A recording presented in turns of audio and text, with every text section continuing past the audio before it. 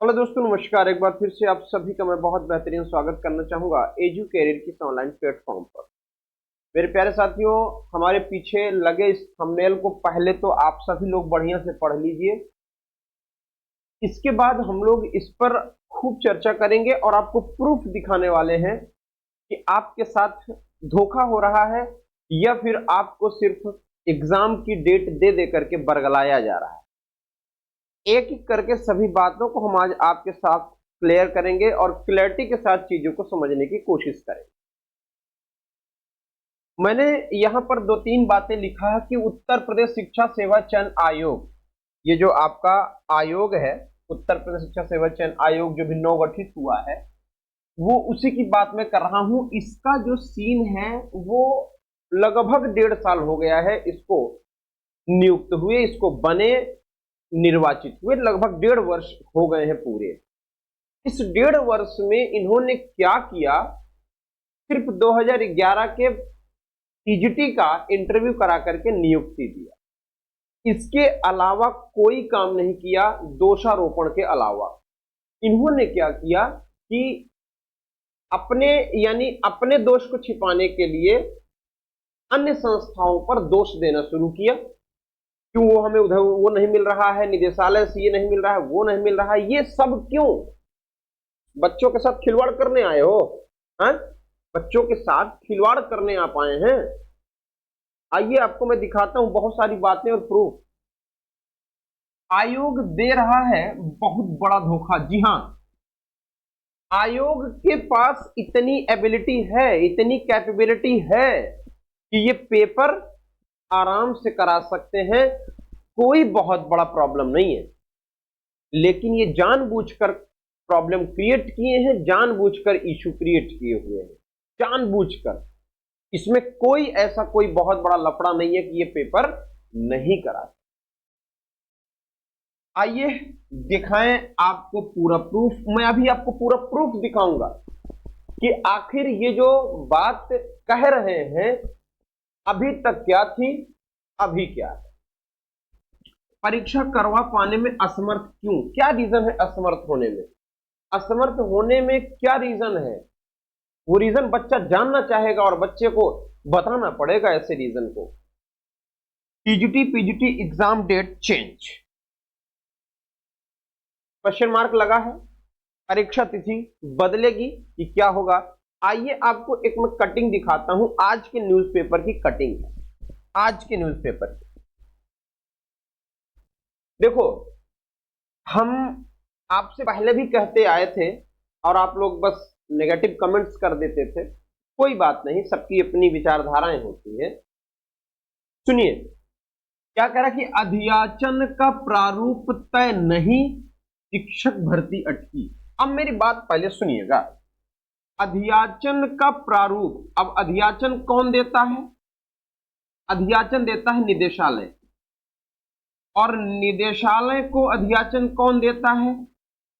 विद्यालय के प्रबंधक, विद्यालय के जो प्रधानाचार्य होते हैं वो लोग निदेशालय में क्या करते हैं? भेजते हैं, शिक्षा निदेशालय। अब शिक्षा निदेशालय अध्याचन क्या करता है?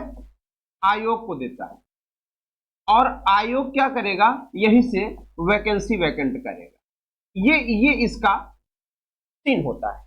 अब मेरी बात सुनो, निदेशालयों में निदेशालय के लोगों से शिक्षा सेवा चयन आयोग ने एक मीटिंग अरेंज करी थी लगभग 20 तारीख को। आप सबको पता होगा, 20 जनवरी, हाँ या ना?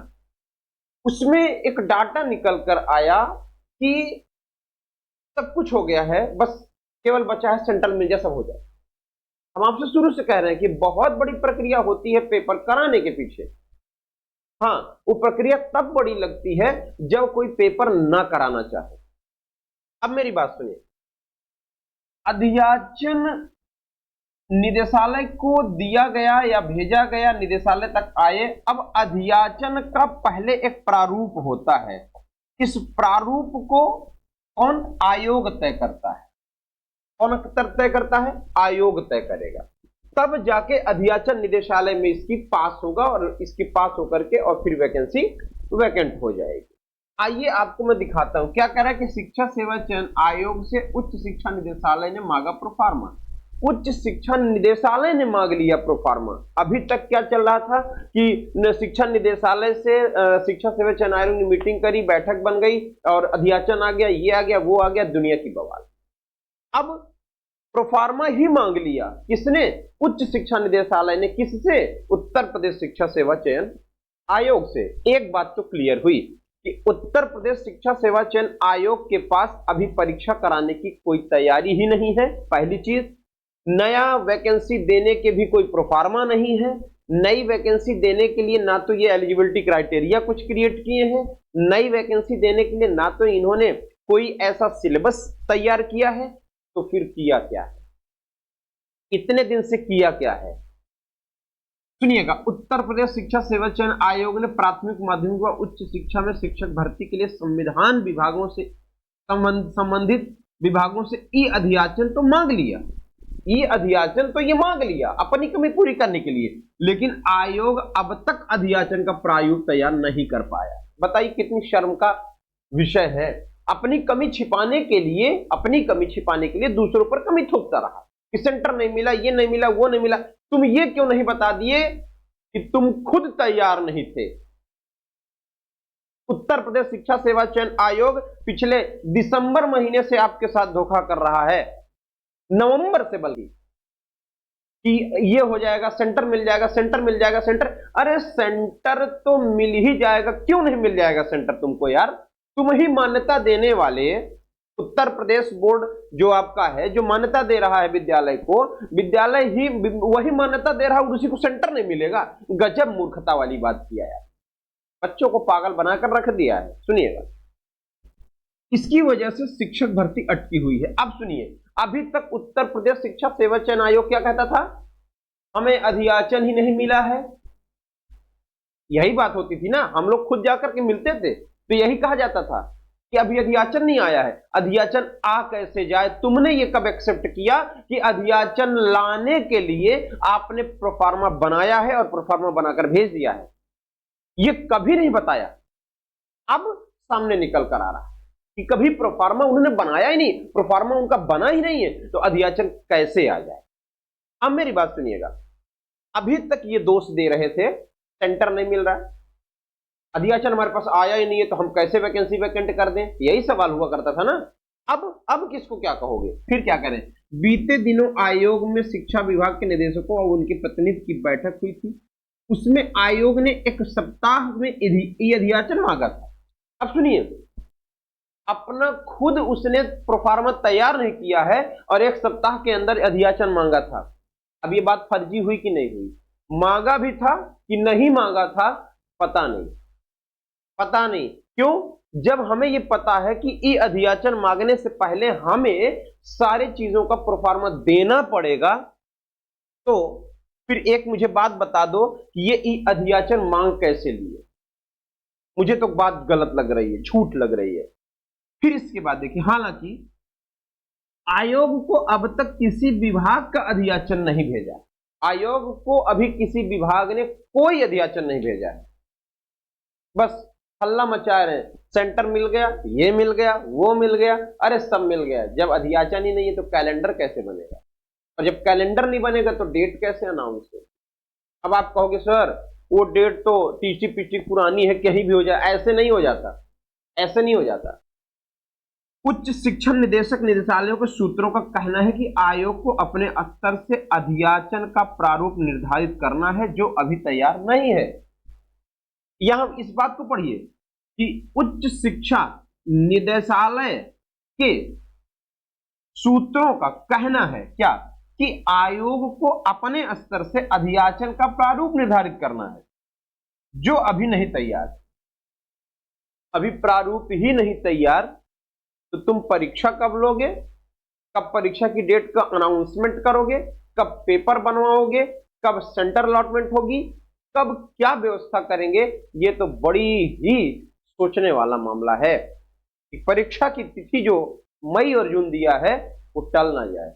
बहुत सारे बच्चे बेचारे, इतने मासूम बच्चे कि वो, उनको ये लगता है कि यार चलो अभी महाकुंभ था, महाकुंभ की वजह से नहीं करा पाए। बताइए, महाकुंभ की वजह से नहीं करा पाए, लेकिन यहां तो सच्चाई ये है कि अभी उत्तर प्रदेश शिक्षा सेवा चयन आयोग का प्रोफार्मा ही नहीं तैयार।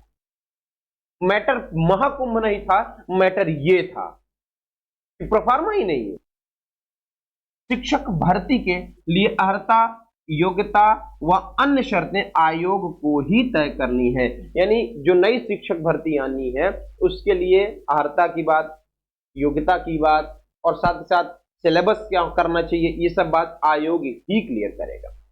ऐसे में आयोग ही बताएगा कि उसे किस प्रारूप में रिक्त रिक्त पदों का अधियाचन चाहिए। अब ऐसे में आयोग बताएगा कि हमें कैसे कैसे और किस बेसिस पर अधियाचन चाहिए, तब वहां से निदेशालय अधियाचन भेज देगा। और जब अधियाचन भेज देगा तो फिर ये शासन तक जाएगा और शासन को मंजूरी मिलेगी, और जिस दिन शासन को मंजूरी मिल गई उसी दिन वैकेंसी वैकेंट हो जाएगी, कैलेंडर जारी। इतना लंबा प्रोसीजर है, समझिएगा। 1.5 साल पौने 2 साल से नहीं हो पाया। पिछले मई जून में पेपर इन्होंने कहा है। अब देखिए भगवान मालिक कह रहे हैं कि उच्च शिक्षा निदेशालय की ओर से यह मुद्दा उठाया गया था कि अधियाचन का प्रारूप ही मांगा गया था, लेकिन आयोग ने निदेशालय को अब तक प्रारूप उपलब्ध नहीं कराया। यही वजह है कि निदेशालय की ओर से आयोग को अब तक ये अधियाचन नहीं भेजा जा सका। यानी उत्तर प्रदेश शिक्षा सेवा चयन आयोग से जो मीटिंग हुई निदेशालयों के बीच, उनमें क्या हुआ, उन्होंने कहा कि भाई आप मेरे को परीक्षा का प्रारूप दो, हम परीक्षा का प्रारूप पा जाएंगे तो हम ई अधियाचन भेज देंगे। जब तुमने प्रारूप ही नहीं दिया तो ई अधियाचन आ कैसे जाए। गजब इंसान हो यार, मजा आ गया। आयोग को प्राथमिक, एडेड माध्यमिक विद्यालय, एडेड महाविद्यालय व अटल आवासीय विद्यालयों में शिक्षक भर्ती के अधियाचन के लिए अलग अलग प्रारूप निर्धारित करने होंगे, क्योंकि इन सभी भर्तियों की अर्हताएं व योग्यताएं अलग अलग हैं। वहीं आयोग के सूत्रों का कहना है कि ई अधियाचन के लिए प्रारूप तैयार है। वाह, सुपर, तालियां तालियां इसके लिए। आयोग कह रहा है कि इन सब चीज के लिए प्रारूप तैयार है, और निदेशालय कह रहा है हमें भेजा ही नहीं गया। मजा आएगा। फिर कह रहे हैं कि लेकिन संबंधित विभागों की ओर से ई अधियाचन उपलब्ध कराने में देरी की जा रही है। अब मेरी बात समझो, अंतिम लाइन में उत्तर प्रदेश शिक्षा सेवा चयन आयोग कह रहा है कि हमारे पास प्रारूप है, निदेशालय की तरफ से ही ये अधियाचन नहीं आया है, और शुरुआत में कह रहे हैं कि निदेशालय वाले कह रहे हैं कि इन्होंने हमारे पास प्रारूप नहीं भेजा। अब मेरी बात बहुत गौर से सुनो। अब देखो यहां पर समस्या समझिए कहां क्रिएट हो रही है। निदेशालय कहे कि शिक्षा सेवा चयन आयोग नहीं दे रहा है, यानी निदेशालय आपका कहता है शिक्षा सेवा चयन आयोग हमें नहीं दिया, शिक्षा सेवा चयन आयोग नहीं दिया हमें मैटर, और शिक्षा सेवा चयन आयोग कहता है, सुनिएगा, शिक्षा सेवा